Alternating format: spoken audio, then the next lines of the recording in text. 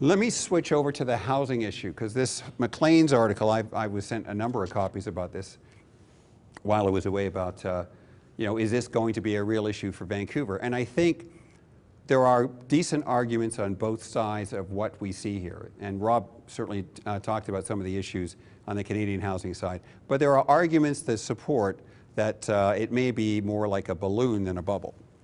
So this is a special report that was put out in December of 2011 by Bank of Montreal, primarily by Sherry Cooper. And I'm going to give you some data and information about it.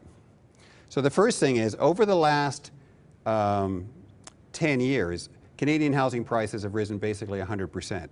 That's less than Australia, Hong Kong, Sweden, New Zealand, and South Africa. And it's more than a number of European countries, Germany, Japan, US, Italy, France, and Switzerland, Japan being the exception. And it's pretty well the same as China. So yes, we've had an increase in housing prices, more than some, less than others. Although to be fair, in Vancouver, our prices have gone up 160% in that same 10 years. Now, one of the things that has been a big issue in the paper is we Canadians owe too much money personally. Rob talked about that, and that our debt to GDP, or sorry, our debt to income, personal income ratio, has now surpassed that of the US. This measure is done in after-tax dollars, and she makes a strong argument, which I think is a good one.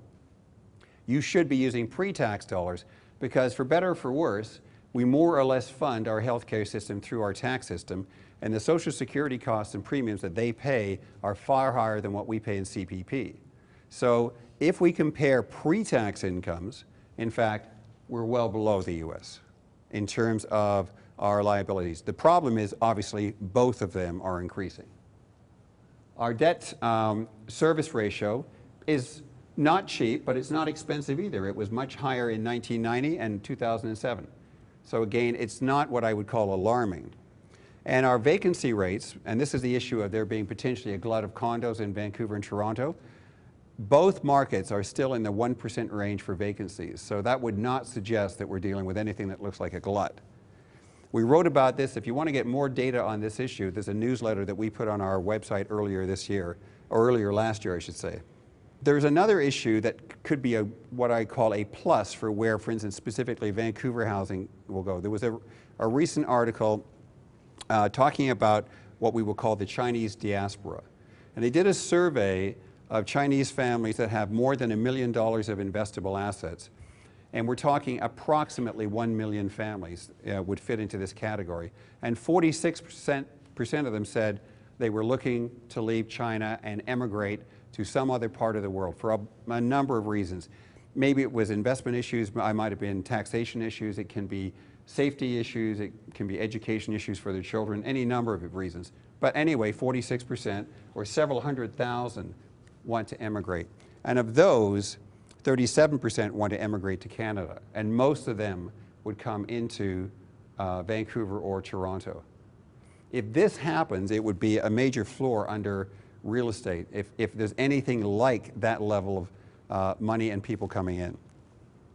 There's also, of course, all of these other articles. The one I like the most is this one at the bottom. If you can read it, it's what I would call SocGen. There's a website that you can go to that has a clock on it. As you can see, the clock says there's 1,509 days, 10 hours, 42 minutes, and 22 seconds exactly until the housing bubble ends in Vancouver. So if you're trying to time the purchase of a house, you now have a specific date to shoot for. And we'll include that in your plan, and we'll work with you to try to make sure that the timing is as good as possible. Mind you, as Rob pointed out, but the problem is that since the world is ending in December 21st, 2012, none of this matters anyway. Rob talked about the fact that Canadian housing is incredibly expensive, and Vancouver specifically is considered the second most unaffordable major city in the world. So I wanted to get some data about that. First off, we do have some issues because obviously offshore buying makes a difference to our market. And while I did talk about the wealthy Chinese coming into North America, there is a housing bubble and a correction going on in China as we speak. And in new condo construction in different cities, we've seen housing prices correcting as much as 30% in the last 6 months.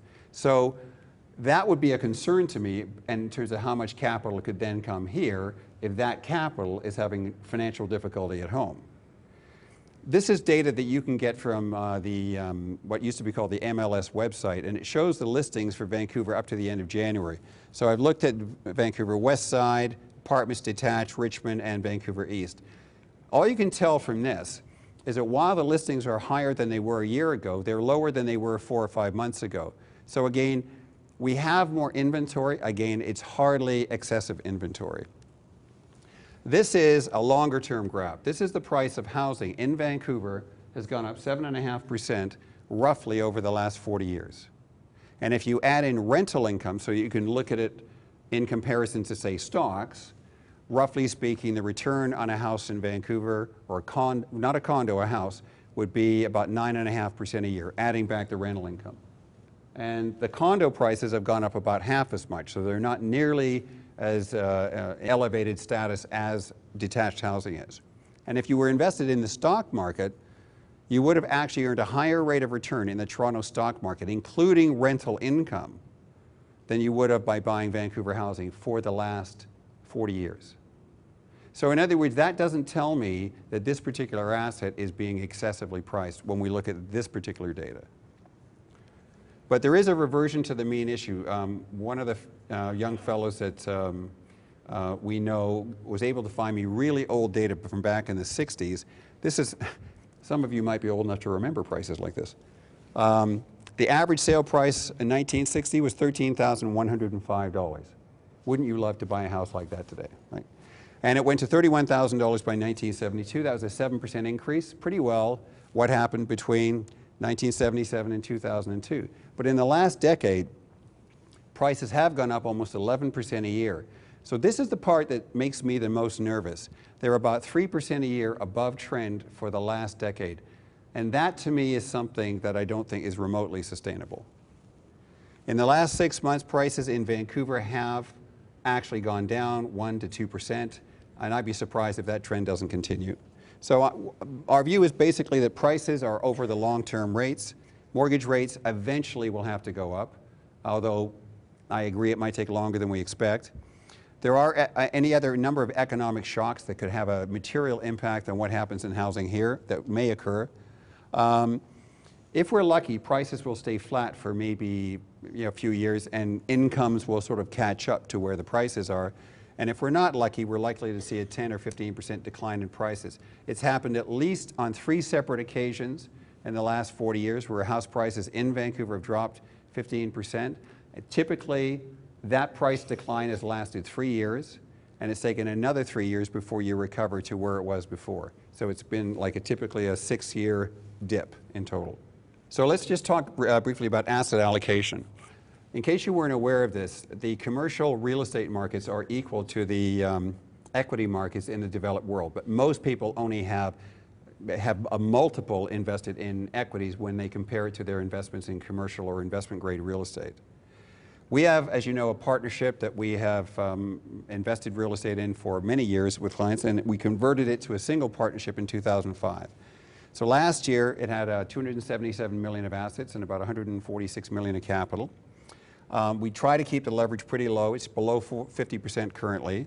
The return last year was 12.5%, and it's been about 9.8% a year since 2005. And our focus is industrial, retail, and commercial. We haven't really found our numbers being able to work in multifamily residential. On the U.S. side, it's a smaller investment pool. We started investing just a few years ago.